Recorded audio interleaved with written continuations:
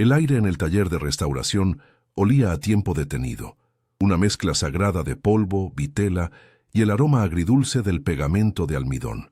El ara de Alba, con la espalda encorvada sobre un incunable del siglo XVI, sentía que aquel perfume era el único aliento que realmente llenaba sus pulmones.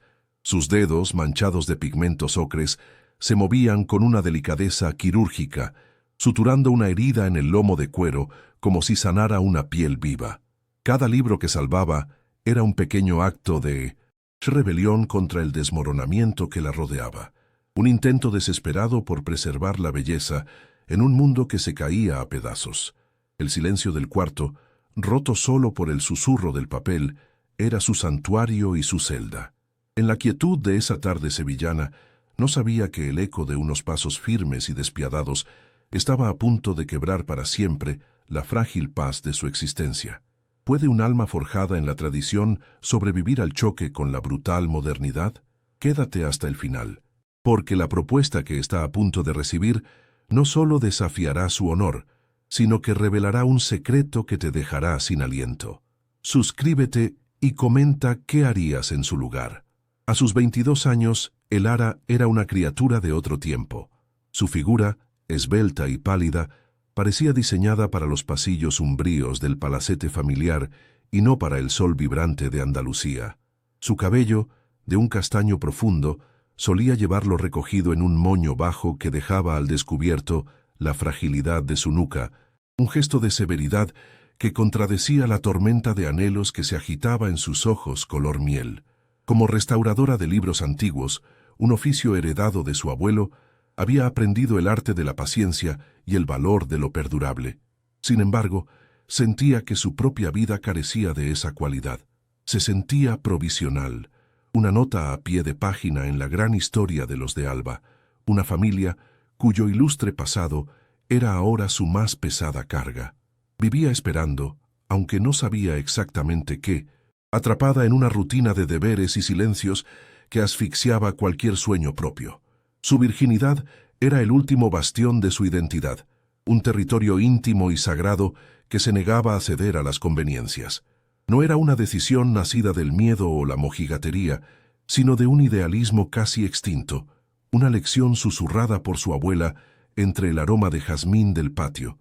La primera entrega debía ser un acto de amor absoluto, un encuentro de almas predestinadas que trascendiera lo carnal.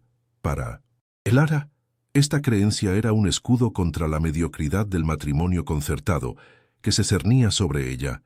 Era su secreto jardín interior, un lugar donde el amor todavía era una epifanía y no una transacción. Conservar su pureza era la única forma de autonomía que le quedaba, un acto de fe en un destino diferente, uno en el que ella pudiera elegir, en el que su cuerpo y su corazón le pertenecieran por completo antes de entregarlos. Los muros del palacete de los de Alba, en el corazón del barrio de Santa Cruz, resumaban una humedad que olía a decadencia y a glorias extintas. Los tapices flamencos habían perdido su color, las armaduras exhibían un óxido melancólico y las facturas se acumulaban en un cajón de caoba que nadie se atrevía a abrir. El ara caminaba por los salones vacíos, sintiendo el peso de cada generación sobre sus hombros. Su madre, una mujer de nervios frágiles y orgullo férreo, le recordaba a diario que el honor del apellido dependía de ella, de su capacidad para asegurar un matrimonio que los salvara de la ruina inminente. La presión era una niebla constante, un murmullo que la perseguía desde el desayuno hasta la cena, convirtiendo su hogar en una jaula dorada cuyas rejas, invisibles pero infranqueables, estaban forjadas con amor y deber. La vida que vivía no era suya. Cada gesto, cada palabra, cada decisión estaba supeditada a las expectativas de su linaje. El hombre con el que estaba prometida, Álvaro, era un buen hombre, de una familia igualmente venerable pero secretamente arruinada. Era amable, predecible y la miraba con una corrección que la dejaba helada.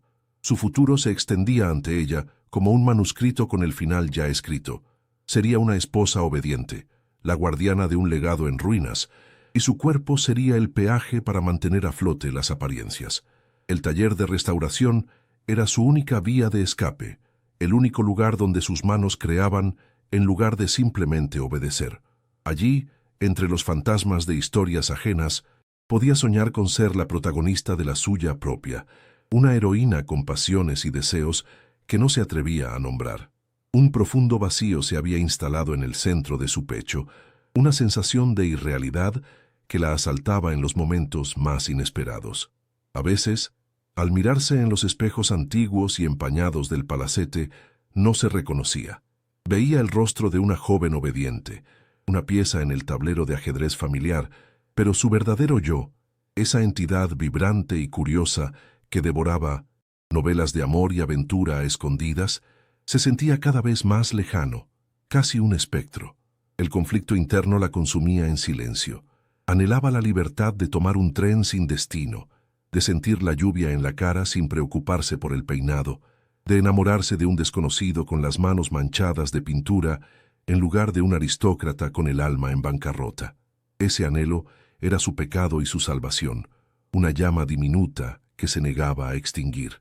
Aquella tarde, mientras el sol teñía de naranja los tejados de Sevilla, un sonido rompió la quietud del taller. No era el habitual repique de las campanas de la Giralda, sino el rugido ronco y moderno de un motor de alta gama deteniéndose bruscamente frente al portón principal. El ara se asomó por la ventana enrejada, un gesto instintivo de cautela. Un coche negro, brillante y agresivo como un depredador, ocupaba la callejuela con una arrogancia que desafiaba la historia del lugar. Un chófer abrió la puerta trasera, y de ella emergió una figura masculina, alto, vestido con un traje oscuro de corte impecable, que parecía absorber la luz a su alrededor. No pudo ver su rostro, pero sintió una opresión en el pecho, una premonición helada. El mundo exterior, el mundo del poder y del dinero implacable, había llegado para reclamar lo que era suyo. La figura que descendió del vehículo se movió con una economía de gestos que era casi insultante. Cada paso sobre los adoquines centenarios de la calle parecía un acto de conquista. El sonido seco y rítmico de sus zapatos italianos, una afrenta a la quietud sagrada del barrio. El chófer se mantuvo junto a la puerta abierta, una estatua de lealtad y discreción. El hombre se detuvo un instante, levantando la vista hacia la fachada desconchada del palacete, su mirada recorriendo las grietas y los escudos de armas desgastados con una evaluación fría, como un tasador midiendo el valor de una ruina. El ara, desde su ventana, sintió un escalofrío que no tenía que ver con el aire de la tarde. Era la sensación de ser observada, no como una persona, sino como un activo más en un inventario a punto de ser liquidado. Aquel hombre no venía a visitar, venía a poseer. Su madre, doña Isabel de Alba, materializó a su lado como un fantasma vestido de luto perpetuo. Sus manos finas y temblorosas se aferraron al marco de la ventana. «Es él», susurró, y en esas dos palabras se contenía todo el pánico de su estirpe. No necesitaba decir el nombre. Era el acreedor, el tiburón financiero del que hablaban los círculos aristocráticos en murmullos aterrorizados. Adrián Castell, el hombre que había construido un imperio sobre los cimientos de familias como la suya. Isabel enderezó la espalda, su orgullo una armadura frágil contra la catástrofe inminente. «Recíbelo en la biblioteca, Elara. Sé cortés. Recuerda quién eres». El mandato era claro. Debía ser la anfitriona perfecta de su propio verdugo, sonreír mientras él calculaba el precio de sus recuerdos, de su hogar, de su futuro. La cortesía como último y patético acto de resistencia. La biblioteca era el corazón del palacete y el único lugar donde Elara sentía que podía respirar. Estanterías de roble oscuro ascendían hasta el techo artesonado, conteniendo siglos de conocimiento, poesía y sueños. Pero ahora, bajo la amenaza inminente, el aroma a cuero y papel viejo le parecía el de un mausoleo. Colocó un incunable sobre el atril central, con manos temblorosas, no como una pieza de trabajo, sino como una ofrenda. Escuchó los pasos de él en el corredor de mármol, cada vez más cerca. No eran los pasos vacilantes de un amante de los libros, sino la pisada firme y decidida de un conquistador. La puerta se abrió sin la delicadeza de una llamada previa, y el aire de la estancia pareció enrarecerse, cargado de una energía depredadora que lo invadió todo. El silencio se hizo denso, expectante, el preludio de una batalla para la que ella no tenía armas. Adrián Castell entró en la biblioteca, y el mundo antiguo pareció encogerse a su alrededor. Era más alto e imponente de lo que había imaginado. Su traje, de un gris marengo tan oscuro que parecía negro, estaba hecho a medida de un cuerpo atlético y disciplinado. Su rostro era una máscara de ángulos duros y control absoluto, con una mandíbula firme y unos labios finos que no parecían acostumbrados a sonreír. Pero fueron sus ojos los que la paralizaron. De un color gris acero, fríos y penetrantes, la examinaron con una intensidad desprovista de cualquier emoción humana. No había curiosidad ni cortesía en su mirada, solo una evaluación directa y brutal. La recorrió de la cabeza a los pies, deteniéndose un instante en sus manos manchadas de tinta, como si analizara una curiosa antigüedad.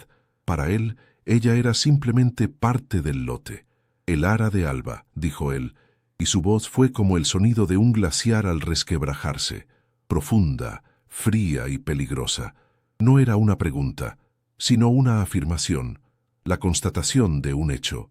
Se acercó a la mesa, ignorándola por completo, para centrar su atención en el libro que ella había estado restaurando. Sus dedos, largos y cuidados, rozaron el borde del pergamino con una familiaridad que la sorprendió y la inquietó. «Un ejemplar raro», comentó, su tono desprovisto de admiración, puramente analítico. «Pero el valor de estas cosas es sentimental. En el mercado actual apenas cubre los intereses de un mes». Cada palabra era un golpe calculado, diseñado para desmantelar no solo el valor de su trabajo, sino el de toda su existencia, reduciendo su legado a una simple cifra en un balance. La humillación ardía en las mejillas de Elara, pero se obligó a mantener la compostura que su madre le había exigido. «Para algunos, el valor no se mide en el mercado, señor Castell», replicó, su voz más firme de lo que se sentía.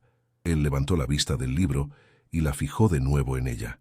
Por un instante fugaz, creyó ver algo más allá del hielo en sus ojos, una chispa de interés, o era simple diversión ante su ingenua defensa. «El sentimentalismo es el lujo de quienes pueden permitírselo, señorita de Alba. Su familia ya no está en esa posición».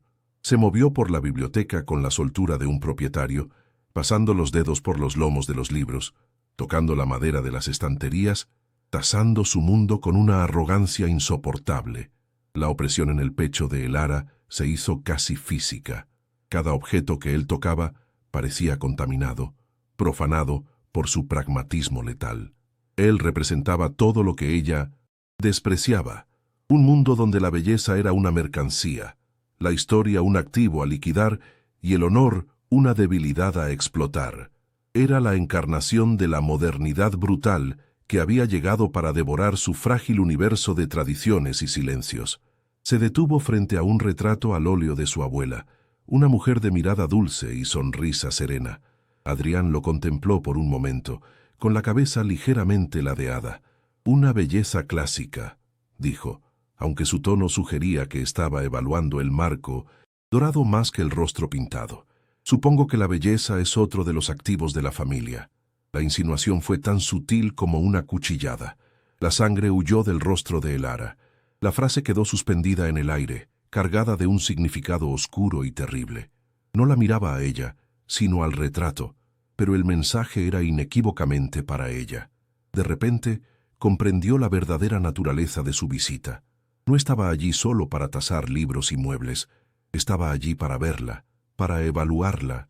A ella. La idea era tan monstruosa, tan degradante, que la dejó sin aliento. Se sintió desnuda bajo su mirada calculadora, reducida a una pieza más en la negociación, quizás la más valiosa. El palacete, los libros, su apellido, todo era el escenario, el verdadero objeto de su interés. El último bastión de pureza que podía conquistar era ella. El miedo que sintió entonces fue visceral, un terror helado que se apoderó de cada fibra de su ser. «Mi tour ha terminado», anunció él, volviéndose hacia la puerta con una brusquedad que la sobresaltó. «Mi asistente se pondrá en contacto con sus padres para discutir los términos de la ejecución hipotecaria, a menos claro que encuentren una forma creativa de saldar su deuda. Se detuvo en el umbral y se giró para mirarla una última vez. La máscara de indiferencia se había agrietado ligeramente, y bajo ella había una intensidad voraz, una promesa de devastación. Fue un placer, señorita de Alba. Espero que disfrute de sus libros mientras pueda. La puerta se cerró tras él, dejando un silencio denso y un rastro de su caro perfume en el aire, un aroma a sándalo y poder que se adhirió a los viejos muros como un veneno. El ara se quedó inmóvil en medio de la biblioteca, temblando. El eco de sus últimas palabras resonaba en su mente. Una forma creativa de saldar su deuda. La amenaza velada era ahora una certeza aterradora. Adrián Castell no quería su dinero porque sabía que no lo tenían. Quería algo más, algo que no tenía precio y que, por eso mismo, era lo único que podía satisfacerle. Quería su rendición. Se acercó a la ventana y lo vio subir a su coche, un depredador volviendo a la jungla de asfalto tras marcar a su presa. Mientras el vehículo desaparecía por la callejuela, el ara apoyó la frente en el frío cristal. La jaula dorada en la que había vivido toda su vida acababa de revelar sus verdaderos barrotes, y eran mucho más crueles y afilados de lo que jamás había imaginado. Aquel hombre, Adrián Castell, era una leyenda susurrada con una mezcla de pavor y admiración en los círculos financieros. Un depredador forjado en la brutalidad de los barrios obreros de Bilbao, que había ascendido con la ferocidad de quien no tiene nada que perder y todo por conquistar. Su imperio se cimentó sobre las ruinas de otros, desmantelando legados con la precisión de un cirujano y la indiferencia de un dios. A sus 38 años, su rostro, que podría haber sido esculpido por un artista renacentista obsesionado con la tragedia, era una máscara de control inexpugnable. Nadie conocía la herida purulenta que ocultaba bajo sus trajes de 1000 euros, el recuerdo de su madre, una mujer bella y frágil, siendo humillada y desechada por un aristócrata que la usó como un capricho. Esa memoria era el motor de su ambición, una sed de venganza contra un mundo que premiaba la cuna por encima del mérito, y una obsesión por poseer aquello que el dinero de su verdugo no pudo comprar, la pureza intacta. La primera vez que el ara lo vio no fue en el deslucido palacete, sino en su propio terreno, un acto de poder deliberado. La citó en sus oficinas, un rascacielos de cristal y acero que apuñalaba el cielo de Sevilla, un monumento a la nueva era que amenazaba con devorar la antigua. Al entrar en su despacho, un espacio minimalista con vistas panorámicas que convertían la Giralda en una miniatura, se sintió como un pergamino frágil en una sala de servidores informáticos. Adrián estaba de espaldas, contemplando la ciudad como un rey desde su atalaya. Cuando se giró, el impacto fue físico. Sus ojos, de un gris tormentoso, la analizaron sin el menor atisbo de cortesía, con una intensidad que la desnudó capa por capa, buscando el precio de su alma antes incluso de saludarla.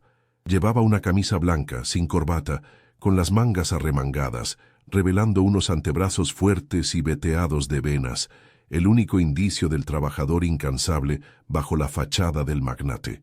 Señorita de Alba, su voz era grave, un murmullo controlado que parecía hacer vibrar el aire.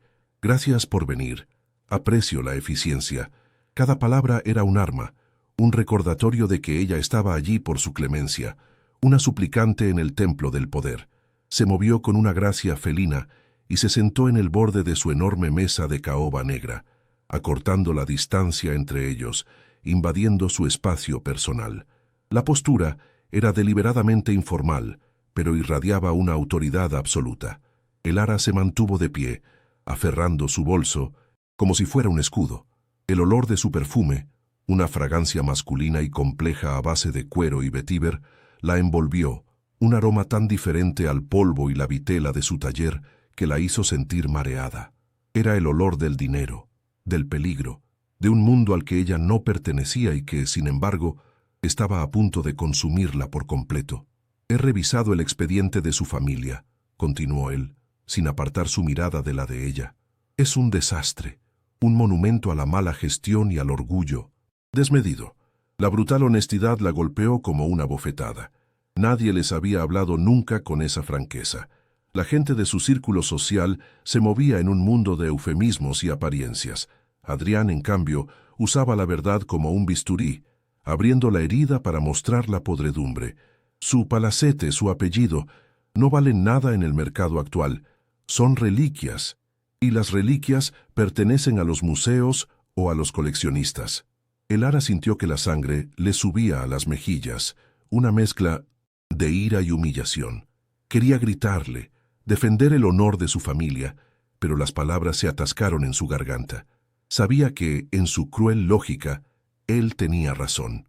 Su mundo se estaba extinguiendo. Fue entonces cuando sus ojos se detuvieron en un pequeño objeto sobre la mesa, un pisapapeles de cristal que contenía un diente de león perfectamente conservado, con todas sus semillas intactas, a punto de volar. La contradicción de aquel objeto tan delicado en un entorno tan implacable la desconcertó. «Es hermoso», susurró, sin poder evitarlo. Adrián siguió su mirada, y por un instante infinitesimal, la máscara de frialdad pareció resquebrajarse. Una sombra de algo parecido a la melancolía cruzó su rostro. «Era de mi madre», dijo, su voz perdiendo parte de su filo. «Creía que si pedías un deseo antes de que el viento se llevara las semillas, se cumplía. Una tontería, por supuesto. Los deseos no se piden, se compran o se arrebatan». Aquella confesión inesperada fue más íntima que cualquier caricia, una grieta en su armadura que le permitió a El Ara vislumbrar al hombre herido que se escondía dentro. Esa vulnerabilidad fugaz la desarmó más que toda su arrogancia. De repente, el depredador implacable tenía una historia, un dolor. El desprecio que sentía por él comenzó a teñirse de una peligrosa curiosidad. ¿Qué clase de sufrimiento podía forjar a un hombre así? ¿Qué tormentas se agitaban bajo esa superficie helada? Levantó la vista, y sus miradas se encontraron de nuevo. Pero esta vez la dinámica había cambiado. Ya no era solo la víctima frente a su verdugo. Había un atisbo de reconocimiento, una conexión silenciosa entre dos almas solitarias, aunque sus soledades provinieran de universos opuestos. Él pareció darse cuenta de su error, de haberse expuesto demasiado, y su expresión se endureció de nuevo, el muro de hielo reconstruyéndose al instante. Pero el daño ya estaba hecho. Ella lo había visto la herida. «Volvamos a los negocios», dijo, bruscamente levantándose y caminando hacia la ventana. «La deuda es considerable, la ejecución es inevitable». Sin embargo, se detuvo y se giró lentamente, su silueta recortada contra el atardecer que teñía la ciudad de tonos anaranjados y violetas. Siempre hay alternativas a los procedimientos estándar, soluciones más personales. La palabra personales quedó suspendida en el aire, cargada de una insinuación tan pesada que El Ara sintió que le faltaba el aire. La propuesta que había temido en la biblioteca ya no era una sombra, sino una posibilidad tangible que él estaba poniendo sobre la mesa, con la misma frialdad con la que discutiría una cláusula contractual. El corazón le martilleaba en el pecho, un tambor salvaje contra el silencio opresivo del despacho. El Ara lo observó, paralizada por una mezcla de miedo y una extraña, retorcida fascinación. Había algo en su poder, en su control absoluto, que era a la vez repulsivo y magnético. Era la encarnación de todo lo que ella despreciaba, pero también representaba una fuerza vital, una intensidad que faltaba por completo en su vida de silencios y deberes. En ese momento, bajo la luz crepuscular, no vio solo al hombre que podía destruirla, sino también al único hombre que parecía verla de verdad. No veía a la heredera de los de Alba, ni a la prometida obediente, ni a la restauradora de libros. Veía a una mujer, un objeto de deseo, un desafío, y una parte oscura y desconocida de sí misma, una parte que había mantenido, encerrada bajo capas de recato y tradición. Respondió a esa mirada con un escalofrío que no era solo de miedo. La tensión en la sala se hizo casi insoportable, una cuerda de violín a punto de romperse. El silencio se alargaba, y en él se libraba una batalla invisible. Adrián esperaba su respuesta, sus ojos grises fijos en ella, sin parpadear, como un lobo que ha acorralado a su presa y disfruta del momento previo al ataque. No la presionaba con palabras, su mera presencia era suficiente. Elara sintió que estaba al borde de un precipicio. Detrás de ella estaba su mundo en ruinas, un pasado honorable pero muerto. Delante de ella estaba él, ofreciéndole una salvación envenenada, un pacto que la destruiría para salvar todo lo que amaba. La semilla de la atracción, plantada en aquel instante de vulnerabilidad compartida, comenzaba a germinar en el terreno tóxico de la desesperación y el miedo, una flor oscura y prohibida que amenazaba con arraigarse en su alma. Finalmente, fue ella quien rompió el silencio, aunque su voz fue apenas un susurro. «¿Qué es lo que quiere de mí, señor Castell?»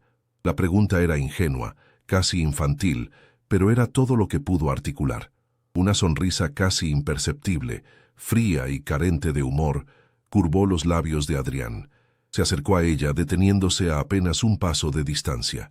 Elara tuvo que levantar la cabeza para mirarlo a los ojos. Podía sentir el calor que emanaba de su cuerpo, ver el pulso latiendo en la base de su cuello.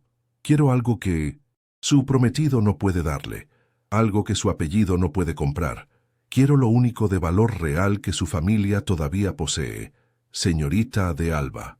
Su aliento rozó su mejilla mientras pronunciaba las últimas palabras, un susurro íntimo y devastador. «Quiero su inocencia». El primer contacto había terminado. La guerra acababa de empezar. La propuesta de Adrián Castell quedó suspendida en el aire viciado de la biblioteca, no como una oferta, sino como una sentencia. Los días que siguieron se convirtieron en una tortura silenciosa, una espera densa y pegajosa.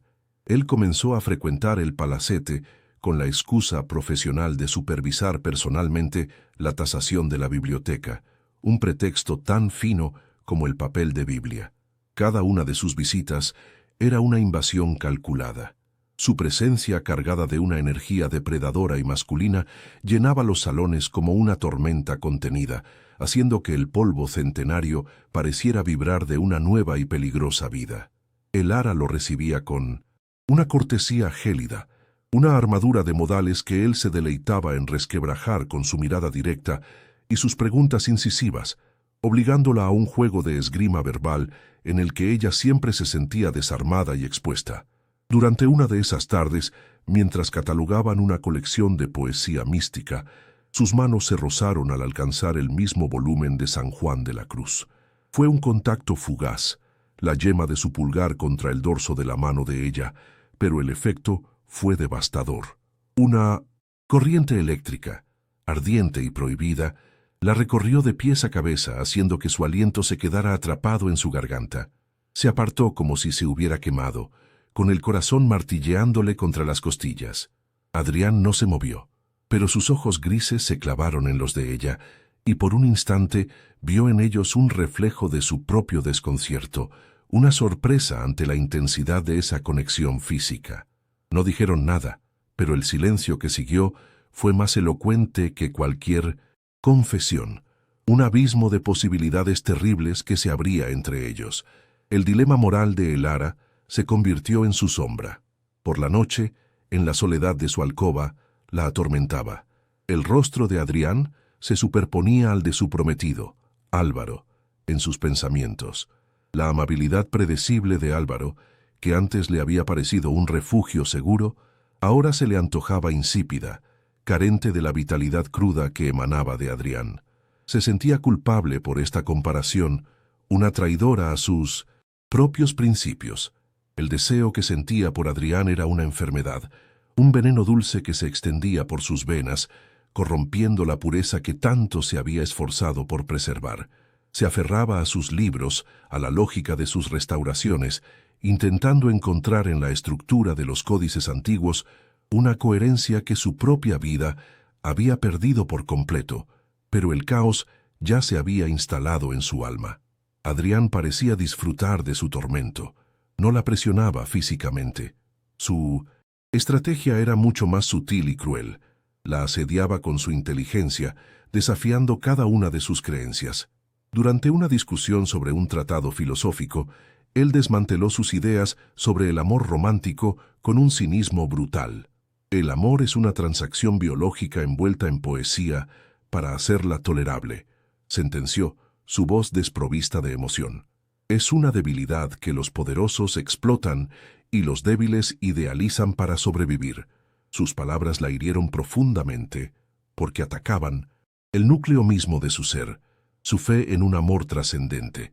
Sin embargo, bajo la crueldad de su lógica, Elara percibió el eco de un dolor antiguo, la herida de un hombre al que le habían enseñado a desconfiar de la belleza por la fuerza.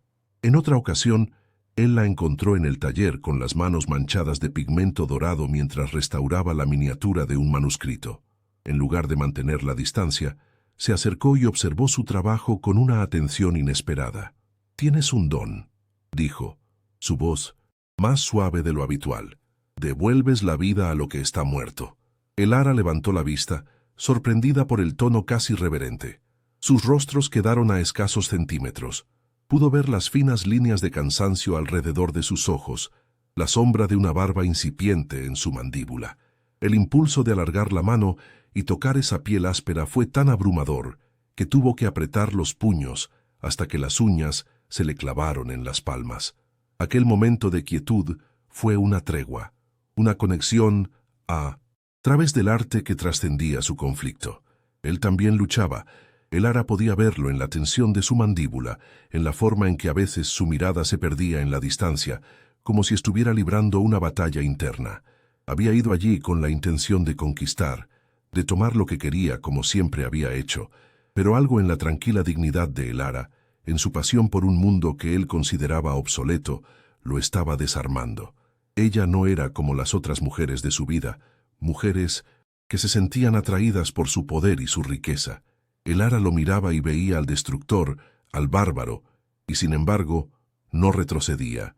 Su resistencia, mezclada con esa vulnerabilidad que él anhelaba profanar, se estaba convirtiendo en una obsesión que escapaba a su control, un sentimiento peligroso que se parecía demasiado a la ternura. Una tarde lluviosa, la atmósfera en la biblioteca se volvió opresiva. El sonido de las gotas contra los cristales era el único acompañamiento de su trabajo, silencioso. De repente, Adrián cerró un pesado libro con un golpe seco que hizo que Elara se sobresaltara. «¿Por qué lo haces?», preguntó, su voz ronca. «¿Por qué te aferras a este mundo en ruinas? Podrías ser libre, podrías tener cualquier cosa que quisieras». La pregunta era un ataque directo a su jaula. «Esto es lo único que tengo», respondió ella, su voz temblorosa. «Es mi historia». Él se levantó y se acercó a la ventana, dándole la espalda. «La historia es una carga», replicó con amargura. «Los únicos que la veneran son los que han perdido el futuro». La confesión involuntaria lo dejó expuesto, revelando su propio miedo a un pasado que lo perseguía. Elara se dio cuenta entonces de que ambos eran prisioneros. Ella, de un pasado glorioso que la asfixiaba.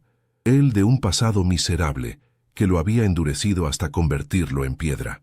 Eran dos caras de la misma moneda, dos almas marcadas por sus legados de formas opuestas. Esta revelación tejió un nuevo hilo en su conexión, uno de 1900. Empatía inesperada. El desprecio que sentía por él comenzó a disolverse, reemplazado por una curiosidad dolorosa. Quería entender la herida que lo había convertido en un monstruo. Quería alcanzar la humanidad que él se esforzaba tanto por ocultar bajo capas de poder y cinismo.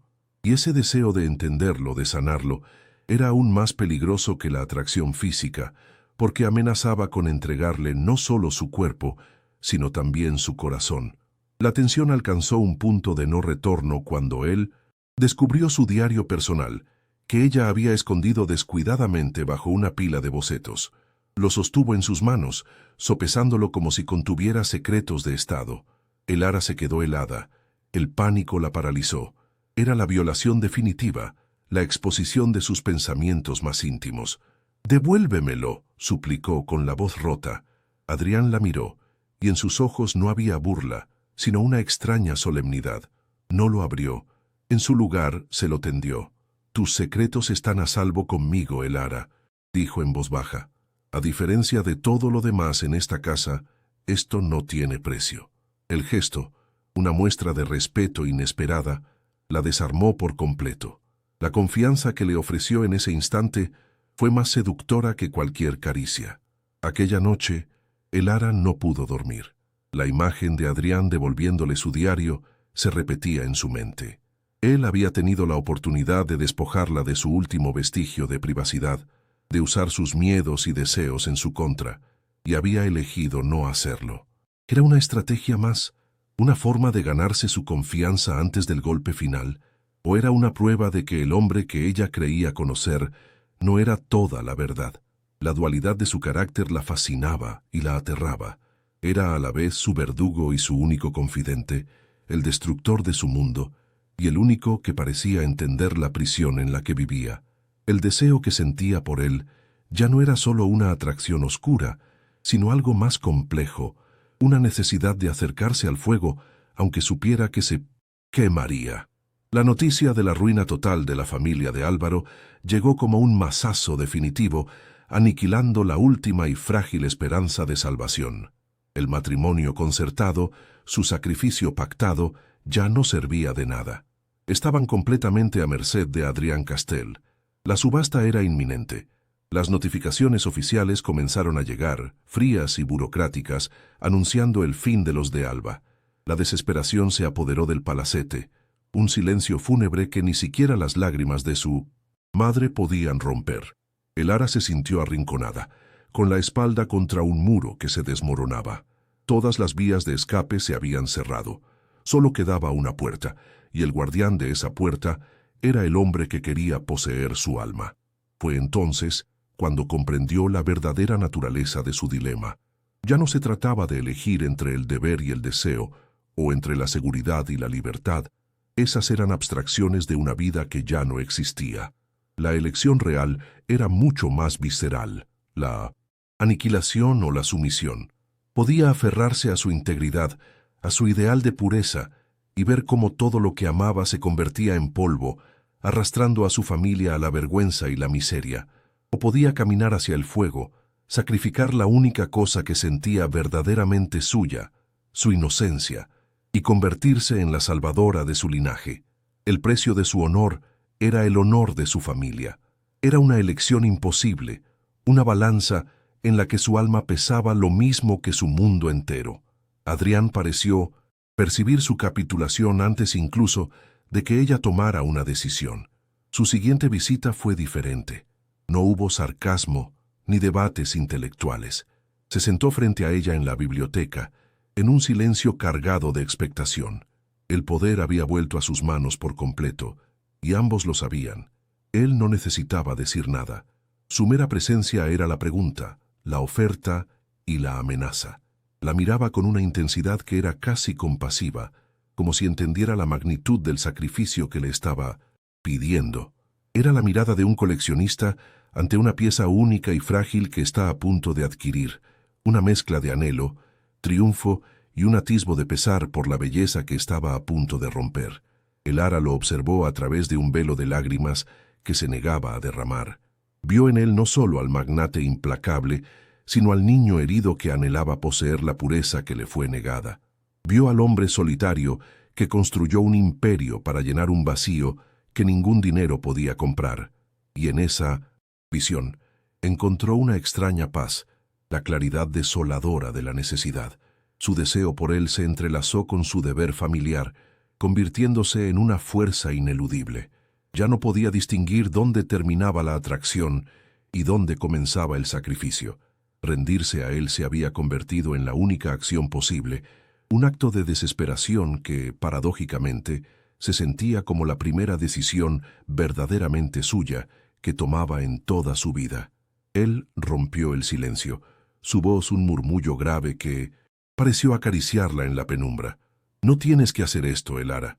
Siempre hay otras opciones». Era una mentira, una última y cruel prueba de su libre albedrío. Ambos sabían que no había otras opciones. Le estaba dando la oportunidad de decir no, sabiendo perfectamente que no podía. Ella levantó la barbilla, sus ojos color miel encontrando los de él con una nueva resolución, la de quien está a punto de saltar al abismo.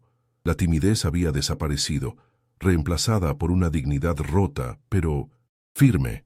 Sé lo que quiero, mintió ella, aunque en el fondo de su corazón una parte de esa mentira se estaba convirtiendo en una verdad aterradora. El control de su propia vida, que siempre había creído residir en su capacidad para decir no, de repente se transformó. Se dio cuenta de que el verdadero poder en su situación residía en la capacidad de elegir los términos de su propia rendición. Ceder al deseo que la consumía ya no era una debilidad, sino un arma.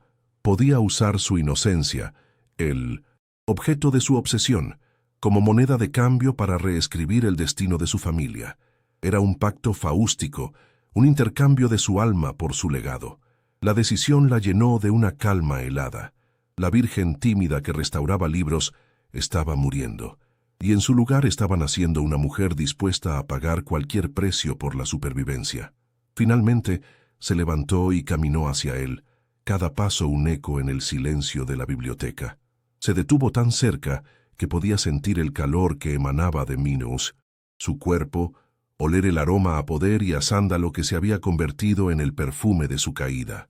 No lo tocó, simplemente lo miró a los ojos, dejando que él viera la devastación y la determinación en su alma.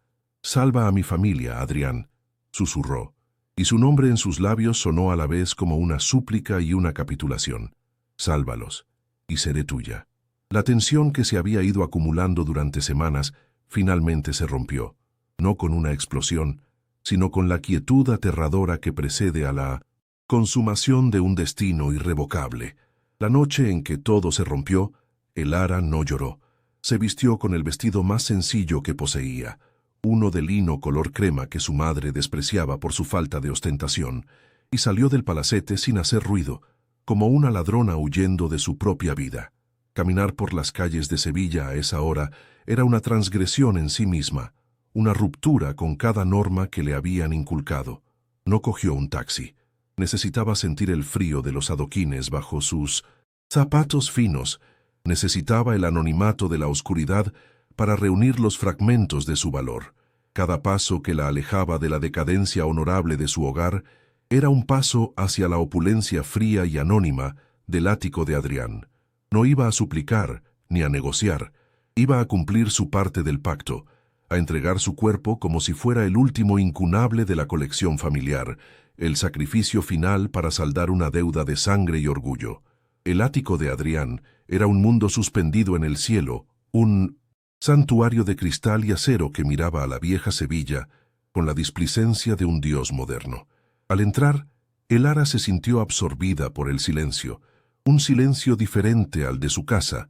No era un silencio de historia y polvo, sino uno de vacío y control absoluto. Él la esperaba de pie junto al enorme ventanal, su silueta recortada contra el tapiz de luces de la ciudad. No parecía sorprendido, sino expectante, como si hubiera sabido que el peso de la desesperación la empujaría inevitablemente hasta su puerta.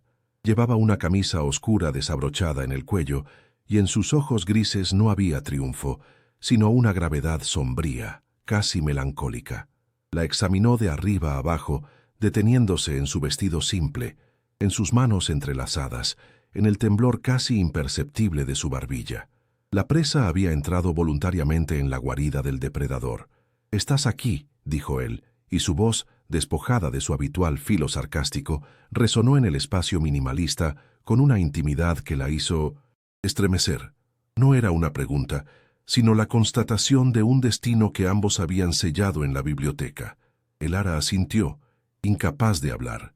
Las palabras se habían convertido en ceniza en su boca. Avanzó hacia él con la lentitud de una sonámbula, sintiendo la suave alfombra bajo sus pies, un lujo que contrastaba brutalmente con la dureza de su propósito. Se detuvo a pocos pasos de él, frente al abismo de cristal que se abría a sus pies. La Giralda, iluminada a lo lejos, parecía un juguete, un vestigio de un mundo que ella estaba a punto de abandonar para siempre. «He venido a pagar el precio», susurró finalmente, y el sonido de su propia voz la sorprendió por su firmeza rota. Adrián no se movió. Su mirada la recorría, intensa, casi dolorosa, como si intentara memorizar cada detalle de la mujer que estaba a punto de destruir. Alargó una mano, no para tocarla, sino para señalar la ciudad a sus pies. «Mira ahí fuera, Elara. Todo eso son reglas, tradiciones, jaulas. Lo que va a pasar aquí esta noche no tiene nada que ver con eso. Esto es un acto de libertad, tuya y mía. Era una justificación retorcida, un intento desesperado por dotar de significado a un acto puramente transaccional. Pero en sus palabras, ella oyó una súplica, la del prisionero que anhela creer que sus barrotes son una elección. Fue entonces cuando la coraza de él se resquebrajó por primera vez. «Quería odiarte por lo que representas», confesó en un murmullo ronco. «Pero solo consigo desearte de una forma que me aterra». Esa confesión de vulnerabilidad fue la chispa que encendió la pólvora. El ara dio el último paso que los separaba, un acto de rendición y de desafío a la vez. El deseo, oscuro y febril, que había intentado suprimir durante semanas, emergió con una fuerza abrumadora, mezclándose con su desesperación hasta volverse indistinguible de ella. Levantó la mano y con la yema de los dedos rozó la mandíbula áspera de Adrián. El contacto fue eléctrico, una descarga que sacudió a ambos. Él cerró los ojos por un instante, un gesto de entrega que contradecía toda su imagen de control. Se inclinó hacia ella, y sus labios se encontraron en un beso que no fue tierno ni dulce, sino un choque desesperado, una colisión de dos mundos. Era un beso que sabía a sal de lágrimas no derramadas, a rendición, a un anhelo tan profundo que dolía. La llevó en brazos hasta el dormitorio, un espacio dominado por una cama enorme y sábanas de seda negra. Cada gesto suyo estaba cargado de una contención feroz, como si temiera romperla. La depositó sobre la cama con una delicadeza que la desarmó. Sus manos, que habían desmantelado imperios, ahora desabrochaban los sencillos botones de su vestido con una torpeza casi reverencial. La tela se deslizó de sus hombros, exponiendo la palidez de su piel a la luz tenue de la habitación. El ara temblaba, no solo de miedo, sino de una anticipación que la avergonzaba y la consumía. Cuando sus ojos se encontraron de nuevo, vio en los de él no la lujuria de un conquistador, sino la mirada perdida de un hombre que se enfrenta a un espejo que le devuelve una imagen que no reconoce, la de alguien capaz de sentir. El acto en sí fue una tormenta silenciosa, una danza de dolor y un placer inesperado y agudo que la tomó por sorpresa. Adrián se movía con una lentitud tortuosa, observando cada reacción en su rostro, como si buscara algo más allá de la respuesta física. Cuando el dolor inicial dio paso a una oleada de sensaciones nuevas y abrumadoras, el ara se aferró a él, un ancla en la tempestad que la estaba desgarrando y rehaciendo por dentro, y en ese momento de entrega absoluta, cuando su cuerpo se arqueó contra el de él, vio una lágrima solitaria deslizarse por la sien de Adrián. No era una lágrima de triunfo, sino de una angustia insondable. Estaba poseyendo la pureza que tanto ansiaba, pero el acto lo estaba vaciando, enfrentándolo a la verdad de su propia herida, a la memoria de su madre, al odio que lo había consumido toda su vida. La victoria se había convertido en cenizas en su boca. Había querido quebrarla para demostrar que todo tenía un precio, que la inocencia era una mercancía más, pero al hacerlo, al sentir la confianza absoluta de su entrega, la pureza de su sacrificio, fue él quien se rompió. La armadura de cinismo que había construido durante décadas se hizo añicos contra la frágil fuerza de aquella joven. En el clímax de su unión, no fue un magnate tomando lo que era suyo, sino un hombre perdido buscando refugio en el mismo cuerpo que había comprado. Susurró su nombre, el ara, y no sonó como una afirmación de posesión, sino como una oración, como el nombre de su propia salvación y su propia condena. La había conquistado, sí, pero en el proceso, ella lo había invadido plantando una semilla de humanidad en el desierto de su alma. Cuando todo terminó, el silencio que cayó sobre ellos fue más pesado que cualquier palabra. Permanecieron entrelazados, la calidez de sus cuerpos un pobre consuelo contra el frío que se instalaba en sus corazones. El ara sentía un vacío inmenso, el dolor sordo de una pérdida irreparable, pero también una extraña calma, la de quien ha sobrevivido a lo peor y ya no tiene nada que temer. Había cruzado el umbral, había cometido el acto de transgresión supremo, y al otro lado no había encontrado la vergüenza que esperaba, sino una libertad desoladora. Ya no era la virgen de los libros, la heredera obediente. Era una mujer que conocía el precio del poder y el sabor del deseo, una superviviente forjada en el fuego de su propio sacrificio. Adrián se apartó de ella lentamente, como si el contacto le quemara. Se sentó al borde de la cama, dándole la espalda, sus anchos hombros hundidos bajo un peso invisible. La vista de la ciudad desde el ventanal, antes un símbolo de su poder, ahora parecía una burla. Había conseguido su trofeo, había exorcizado a sus demonios, pero se sentía más vacío y solo que nunca. El ara lo observó en la penumbra, al hombre que la había comprado y que, sin saberlo, se había vendido a sí mismo en la transacción. La batalla había terminado. No había vencedores, solo dos almas heridas, unidas para siempre por la cicatriz de una noche en la que ambos perdieron la única inocencia que les quedaba, la de creer que el control era posible y que el corazón podía ser protegido de la devastación. El amanecer se filtraba por los inmensos ventanales del ático, una luz gris y desapasionada que bañaba la seda negra de las sábanas. El ara despertó a un silencio que era más profundo y desolador que el de su palacete. Estaba sola. El otro lado de la cama estaba vacío, frío, como si la intensidad de la noche anterior hubiera sido un delirio febril. El calor del cuerpo de Adrián, su peso, su aliento, habían desaparecido, dejando solo un rastro de su perfume en la almohada, un aroma a sándalo y a cenizas. Se incorporó lentamente, sintiendo el dolor sordo de su cuerpo y el vacío aún más agudo de su alma. La ciudad a sus pies parecía un decorado irreal, un mundo al que ya no pertenecía. La transacción se había completado, la deuda estaba saldada, y el precio era esa soledad glacial que ahora la envolvía como un sudario.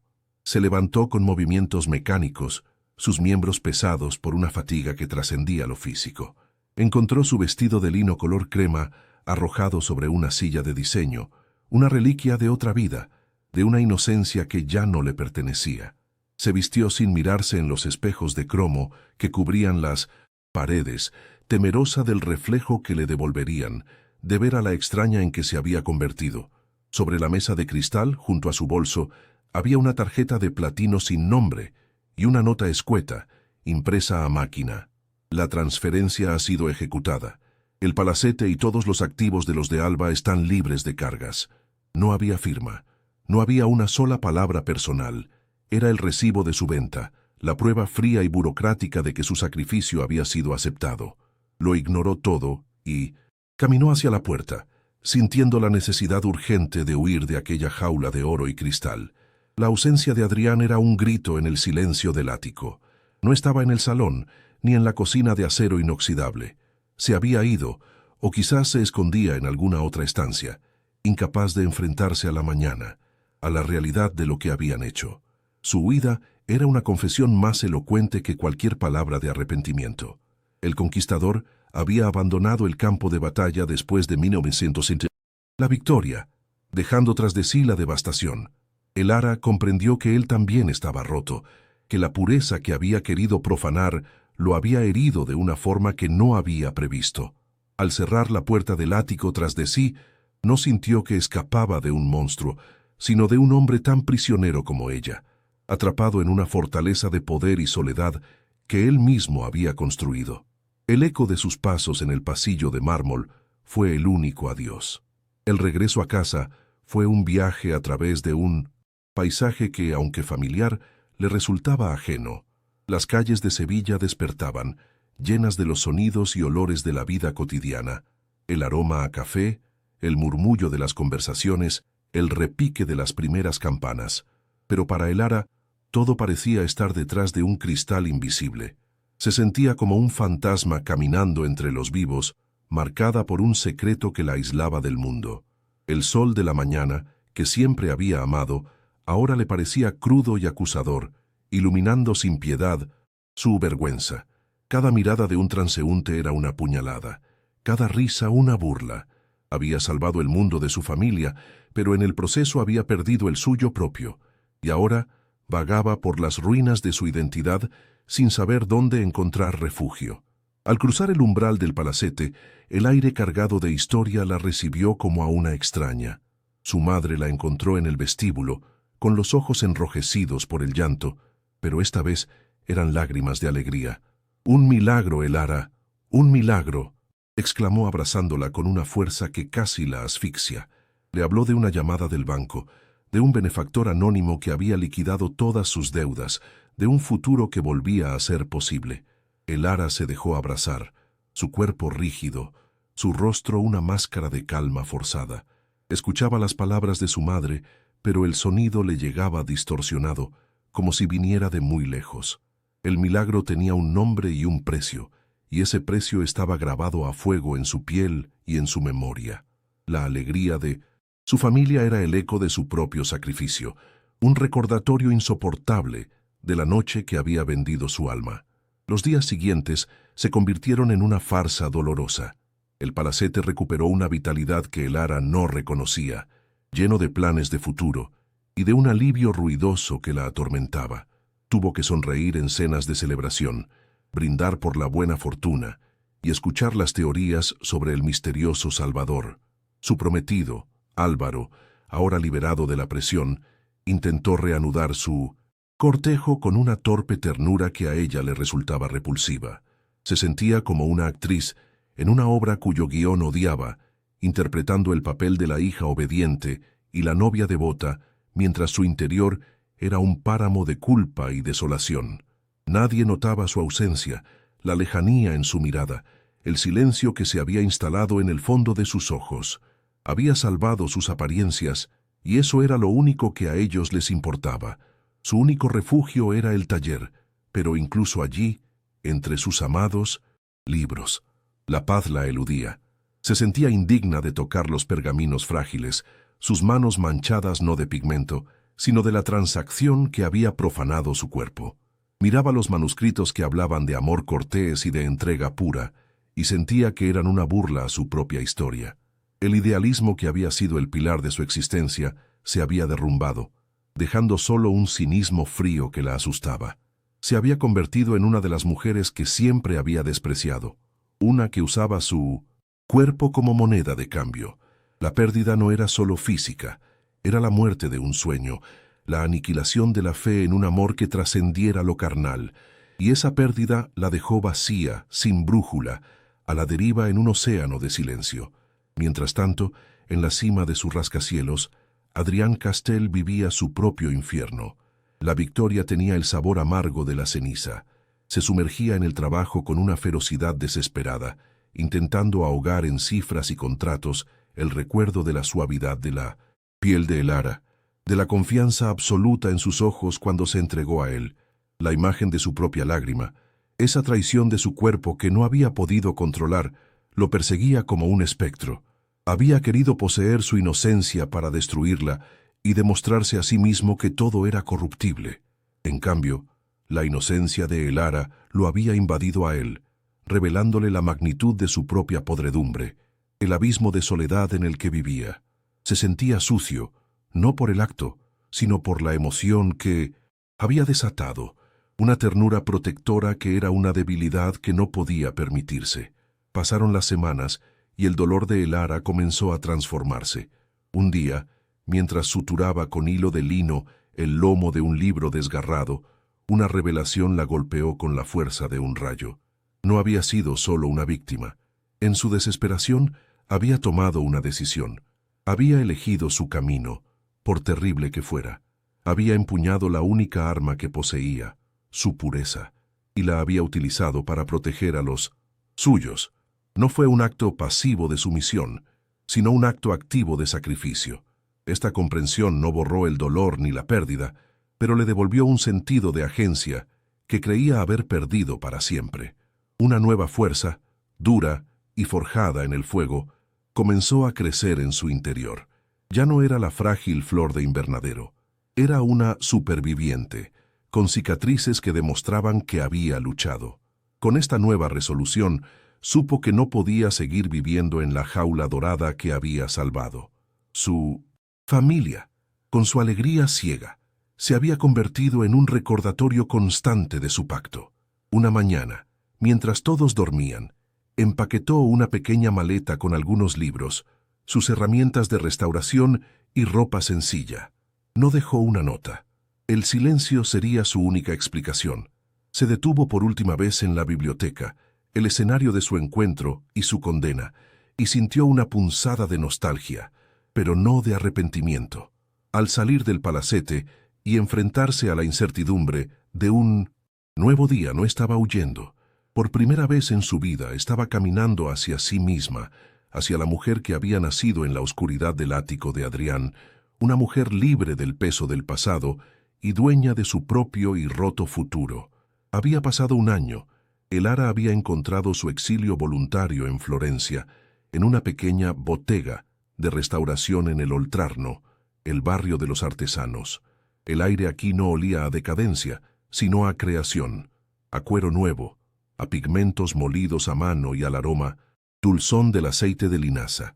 La luz toscana, dorada y amable, se filtraba por un ventanal que daba a un patio interior lleno de geranios, una luz muy diferente a la penumbra solemne de su antiguo taller. Aquí, rodeada de la belleza del Renacimiento, Elara no estaba huyendo del pasado, sino reconstruyendo un futuro con sus propias manos. Había aprendido que la restauración más importante no era la de los libros, sino la de su propia alma. Cada página que salvaba, cada lomo que cosía, era un acto de reafirmación, la prueba de que incluso lo más roto podía volver a ser íntegro, aunque las cicatrices permanecieran visibles. Un día, un mensajero entregó un paquete plano y elegantemente envuelto en papel oscuro, atado con un cordón de seda. No había remitente, solo su nombre y la dirección de la bottega, escritos con una caligrafía impecable. Elara lo sostuvo en sus manos, sintiendo un frío familiar recorrerle la espalda. Era un objeto que no pertenecía a su nueva vida de anonimato y sencillez. Su peso, su costosa presentación, hablaban el lenguaje del poder y la riqueza que había dejado atrás. Por un momento, sintió el impulso de rechazarlo, de devolverlo sin abrir, temiendo que su contenido pudiera reabrir la herida que tanto le había costado empezar a cerrar. Pero la curiosidad, mezclada con una extraña y fatalista certeza, fue más fuerte. Con dedos temblorosos, deshizo el nudo, sabiendo que, fuera lo que fuese, era un eco de la noche que la había redefinido para siempre. Dentro, protegido por un estuche de terciopelo negro, había un libro. No era grande ni ostentoso, sino una edición antigua y exquisita, con el cuero de la cubierta suave y desgastado por el tiempo. El título, grabado en letras doradas casi desvanecidas, la dejó sin aliento. Vita Nuova, la vida nueva de Dante, el libro que le había descrito a Adrián en una de sus discusiones en la biblioteca, hablándole de su simbolismo, del amor que transforma y eleva el alma incluso a través del dolor. Él la había escuchado, recordaba cada palabra. No era un regalo de un millonario, era un mensaje de un hombre que había prestado atención. Acarició la cubierta con la yema de los dedos, y el contacto con el cuero antiguo fue como tocar una cicatriz compartida, un puente invisible que se tendía a través del tiempo y la distancia que los separaba. Temblando, abrió el libro. En la primera página, en una hoja en blanco amarilleada por los siglos, había una única frase manuscrita. Reconoció la caligrafía, fuerte y angulosa de inmediato. No era la firma impersonal de un contrato, sino el trazo de una mano que había dudado. La nota no contenía disculpas ni justificaciones, solo 5 palabras que lo contenían todo, para que sigas creando vida. No era una absolución, sino un reconocimiento, un acto de fe en su capacidad para sanar, para transformar el dolor en belleza. Era la confesión de que él, el destructor, había sido testigo de su poder creador y de alguna manera lo reverenciaba. En esas 5 palabras, Elara leyó todo lo que él nunca podría decir: su arrepentimiento, su admiración y la admisión de que ella le había enseñado algo sobre el valor de las cosas que no se pueden comprar. Una única lágrima, lenta y caliente, se deslizó por su mejilla y cayó sobre la página, manchando el papel antiguo. Pero no era una lágrima de tristeza, sino de liberación. En ese instante, comprendió que la noche en su ático no había sido solo su caída, sino también el comienzo de la redención de él. El sacrificio que la había roto también lo había resquebrajado a él, abriendo una grieta en su armadura de cinismo por la que, quizás, podría empezar a entrar la luz. Ya no se sentía como una víctima, ni como un objeto comprado. Se sintió como un catalizador, la fuerza imprevista que había desviado el curso de una vida dedicada a la venganza. La deuda entre ellos no estaba saldada, se había transformado en algo más complejo, un vínculo forjado en el dolor, una conexión silenciosa entre dos, almas que se habían salvado y condenado mutuamente. Colocó el libro sobre su mesa de trabajo, junto a sus herramientas y pigmentos. Ya no era un fantasma del pasado, sino una promesa de futuro, una pieza más en la historia que ahora estaba escribiendo por sí misma. Se acercó a la ventana y respiró el aire florentino, que olía a tierra húmeda y a flores. Miró sus manos, ya no manchadas por la vergüenza, sino por el polvo de oro que usaba para iluminar manuscritos. La historia de Lara y Adrián no había terminado. Se había transformado en un eco, en la posibilidad de una vida nueva para ambos, aunque fuera por separado. ¿Qué depara el futuro a un amor nacido de las cenizas? Solo podemos imaginarlo. Si esta historia ha tocado tu alma, no dejes que termine aquí. Suscríbete al canal, dale a me gusta y compártela con alguien que crea en las segundas oportunidades. Y cuéntanos en los comentarios, ¿crees que deberían volver a encontrarse? Tu opinión construye nuestro próximo capítulo.